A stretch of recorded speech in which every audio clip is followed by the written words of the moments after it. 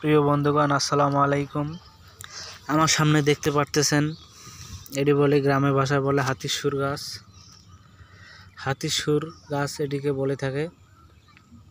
এই গাছটি হলো যৌনশক্তি। এই গাছের পাতা, রস বা ফুল চিবায়ে খাবেন। যাদের শরীর দুর্বল, এনার্জি ডাউন, তারা এই গাছের রস চিবায়ে খাবেন। দেখবেন এটি খুব উপকার, যৌনশক্তি বৃদ্ধি করে।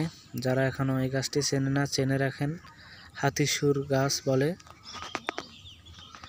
আপনারা দেখতে পাচ্ছেন স্ক্রিনে সরাসরি হাতির সুর গাছটি।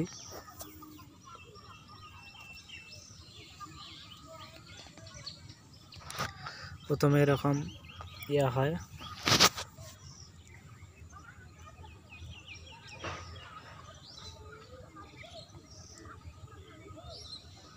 বাড়ির পাশে অনেকগুলো এরকম পড়ে রয়েছে।